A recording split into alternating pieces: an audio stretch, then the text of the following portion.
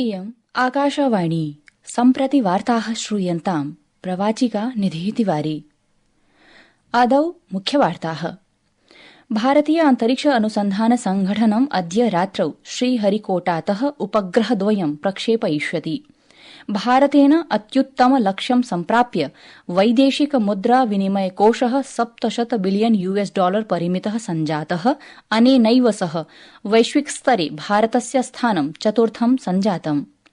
भारतीय ऋतुविज्ञान विभागेन अद्य श्वश्च जम्मूकश्मीर हिमाचल प्रदेशयोः शीतप्रकोपः अनुमानितः। अपि च क्रीडावार्तासु क्रिकेट निकषस्पर्धायां भारतीयदलं पराभूय 84 धावनाङ्कैः ऑस्ट्रेलियादेशेन जयो लब्धः। हॉकी इण्डिया लीग इत्याख्यायां क्रीडामालायां राउरकेलायाः बिरसामुण्डा हॉकी क्रीडाङ्गणे अद्य सन्ध्यायां यूपी रुद्राज इति दलस्य सामुख्यं वेदान्त कलिंगा लान्सर्स इति दलेन सह भविष्यति। अथ वार्ताः विस्तरेण। भारतीयान्तरिक्षानुसन्धान संघटनम् अद्य रात्रौ श्रीहरिकोटातः उपग्रहद्वयं प्रक्षेपयिष्यति। यद्धि अन्तरिक्षयानानां डॉकिंग इति संयोजनम् अनडॉकिंग इति वियोजनं च करिष्यति, येन भारतदेशः विश्वस्य चतुर्थः देशो भविष्यति यो हि उपलब्धिम् इमं प्राप्तवान्। इसरो इत्येतस्य PSLV इति वॉर हॉर्स रॉकेट पोलर इति उपग्रह प्रक्षेपण यानम् उपग्रहद्वयं SDX-01 SDX-02 इति 670,400 किलोमीटर परिमितायां वर्तुलाकार कक्षायां स्थापयिष्यति। स्पेडेक्स इति अभियानं भारतस्य भविष्यत्कालिकानाम् अन्तरिक्षान्वेषण प्रयासानां कृते आधारशिलात्वेन भविष्यति इति अपेक्षास्ति। भारतीयाः चन्द्रमसि इति लक्ष्यमधिकृत्य भारतीयान्तरिक्षस्थानकं चन्द्रमसः अन्तरिक्षयात्रिणः अवरोहणे अपि समर्थाः भविष्यन्ति इत्यपेक्षते। केवलं अमेरिका, रूस, चीनदेशाः एव अन्तरिक्ष डॉकिंग इत्येतस्यां प्रौद्योगिक्यां निपुणतां प्राप्तवन्तः। अभियानस्यास्य मुख्योद्देश्यम् अन्तरिक्षयानेषु विद्युतशक्ति हस्तान्तरणस्य प्रदर्शनमपि वर्तते। भारतेन अत्युत्तम लक्ष्यं सम्प्राप्य वैदेशिक मुद्रा विनिमय कोषः $700 बिलियन परिमितः सञ्जातः। अनेनैव सह वैश्विकस्तरे भारतस्य स्थानं चतुर्थं सञ्जातम्। आहत्य गत दशाब्दे 14-24 काले प्रत्यक्ष वैदेशिक विनिवेशः प्रायशः $9.7 बिलियन सञ्जातोऽस्ति। अस्मद्वार्ताहरेण प्रोक्तं यत् वैश्विक प्रतिस्पर्धीति सूचकाङ्के 14-2000 वर्षे भारतस्य स्थानं यत्र 71तमम् आसीत् तत्रैव 18-2000 वर्षे स्थानमिदं वरिवर्ध्य 39तमम् अभवत्। इदं हि आधारभूत संरचनाम्, आपणस्य स्थितिं, नवाचारे वृद्धिं च प्रदर्शयति। केन्द्रीय वित्त मन्त्री निर्मला सीतारामन इत्येषा अद्य नवदिल्ल्याम् उद्योगप्रतिनिधिभिः सह आगामिनः आयव्यय संकल्पना प्रपत्रात् पूर्वं पञ्चमस्य परामर्शपूर्वकस्य उपवेशनस्य अध्यक्षतां कृतवती।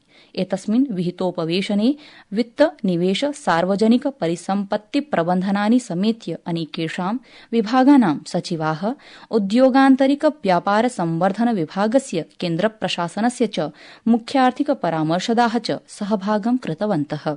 आगामिने वित्तवर्षाय केन्द्रीय आयव्यय संकल्पना प्रपत्रं 25-2000 वर्षे संसदि प्रस्तोष्यते इति आशास्यते। एतद्धि वित्तमन्त्रिणः निर्मला सीतारामन इत्येतस्याः नैरन्तर्येण अष्टमम् आयव्यय प्रपत्रं भविष्यति। राष्ट्रिय कैडेट कोर इत्येतस्य 25-2000 गणतन्त्र दिवस शिबिरम् अद्य नवदिल्ल्याः करियप्पा परेड ग्राउण्ड इत्यत्र सर्वधर्मपूजया सह समारब्धम्। एकमासपर्यन्तं प्रचल्यमाने एतस्मिन् शिबिरे समेषां 28 राज्यानाम् 8 केन्द्रशासित प्रदेशानां च आहत्य 61,300 संख्यकाः कैडेट इति स्वयंसेविनः प्रशिक्षवः भागं गृह्णन्ति, येषु 17,900 बालिकाः अपि सोत्साहं भागं स्वीकुर्वन्ति। अस्य गणतन्त्र दिवस शिबिरस्य मूलोद्देश्यं सहभागीषु कैडेट इत्येतेषु प्रशिक्षार्थीषु देशभक्तेः, अनुशासनस्य, नेतृत्वगुणस्य च गहनतया प्रवर्तनमिति वर्तते। अयं वार्षिक कार्यक्रमस्य कैडेट इत्येतेषां प्रशिक्षणार्थं सांस्कृतिक क्रियाकलापेषु, समाजसेवा उपक्रमेषु च भागं ग्रहीतुं बहुमूल्ययुतान् अवसरान् प्रदातुं मञ्चत्वेनापि कार्यं करोति, येन हि ऐक्यस्य, गौरवस्य च पोषणं भवति।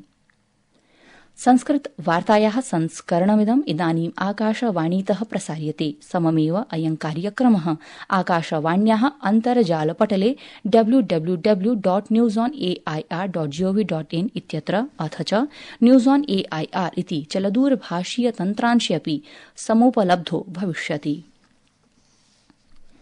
केन्द्रीय गृहमन्त्री अमित शाहः अद्य आरभ्य गुजरात राज्यस्य द्विदिवसीय यात्रारतोऽस्ति। अद्य श्री शाहः गुजरातस्य वलसाड जनपदस्य श्रीधरमपुरतीर्थे श्रीमद् राजचन्द्र मिशन इत्येतस्य वार्षिकोत्सवस्य समापन समारोहावधौ महामस्तकाभिषेक समारोहे भागं गृहीतवान्। एतस्मिन् समारोहे गुजरातस्य वित्तोर्जा मन्त्री कनुभाई देसाई, गृहराज्यमन्त्री हर्ष संघवी च सम्मिलितौ अभवताम्।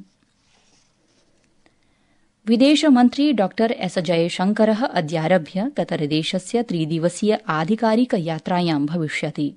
यात्रावधौ असौ कतरदेशस्य प्रधानमन्त्रिणा, विदेशमन्त्रिणा च शेख मोहम्मद बिन अब्दुल रहमान बिन जसीम अल थानी इत्यनेन सह मिलिष्यति। विदेशमन्त्रालयेन एकस्यां विज्ञप्तौ उक्तं यत् अनया यात्रया द्वयोः देशयोः द्विपक्षीय सम्बन्धेषु विविध विषयेषु च समीक्षा सुनिश्चितास्ति, यत्र राजनीति, व्यापार, निवेशोर्जा, सुरक्षा, संस्कृतिभिः सह क्षेत्रीयाः, अन्ताराष्ट्रियाः च विविधाः पक्षाः सन्नीताः वर्तन्ते। भारतीय ऋतुविज्ञान विभागेन अद्य श्वश्च जम्मू कश्मीर हिमाचल प्रदेशयोः शीतप्रकोपः अनुमानितः। आकाशवाण्या सह विशिष्टे संवादे ऋतुविज्ञान विभागस्य वरिष्ठः वैज्ञानिकः डॉ सोमासेनरायः सूचितवती यत् अद्य पश्चिमोत्तरे भारते कुञ्झटिका सम्भावितास्ति, अपरत्र तटीय तमिलनाडौ तीव्रवृष्टिः अनुमानितास्ति।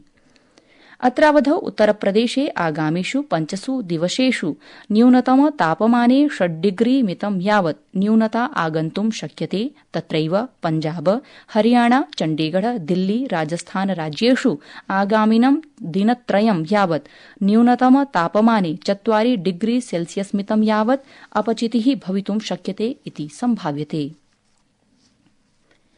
क्रिकेट निकषस्पर्धायां भारतीयदलं पराभूय 84 धावनाङ्कैः ऑस्ट्रेलियादेशेन जयो लब्धः। चतुर्थेयं बॉर्डर गावस्कर ट्रॉफी इत्याख्या निकषस्पर्धा ऑस्ट्रेलियायाः मेलबर्न नगरे क्रीड्यमाना आसीत्, यत्र भारतीयदलं 55 धावनाङ्कान् एव समर्जितवत्। अद्य अन्तिमे पञ्चमे च दिवसे भारतीयदलेन जयार्थं 40+ धावनाङ्काः योजनीयाः आसन्। यशस्वी जायसवालः सर्वाधिकतया 84 धावनाङ्कान् अयोजयत्।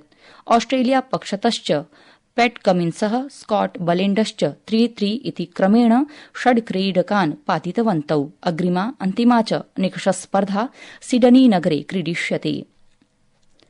Hockey league India hockey league इत्याख्यायां क्रीडामालायां राउरकेलायाः बिरसामुण्डे हॉकी क्रीडाङ्गणे अद्य सन्ध्यायां यूपी रुद्राज इति दलस्य सामुख्यं वेदान्त कलिंगा लान्सर्स इति दलेन सह भविष्यति। क्रीडारम्भः अस्मात् कश्चित् कालानन्तरं सपाद-8 भविष्यति।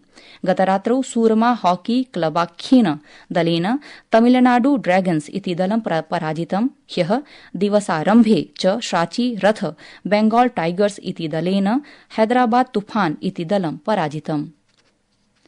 अन्ते च मुख्यवार्ताः पुनरेकवारम्। भारतीयान्तरिक्षानुसन्धान संघटनम् अद्य रात्रौ श्रीहरिकोटातः उपग्रहद्वयं प्रक्षेपयिष्यति। भारतेन अत्युत्तमलक्ष्यं सम्प्राप्य वैदेशिक मुद्रा विनिमयकोषः $700 बिलियन परिमितः सञ्जातः। भारतीय ऋतुविज्ञान विभागेन अद्य श्वश्च जम्मू कश्मीर हिमाचल प्रदेशयोः शीतप्रकोपः अनुमानितः। अपि च क्रिकेट निकषस्पर्धायां भारतीयदलं पराभूय 84 धावनाङ्कैः ऑस्ट्रेलियादेशेन जयो लब्धः इति वार्ताः।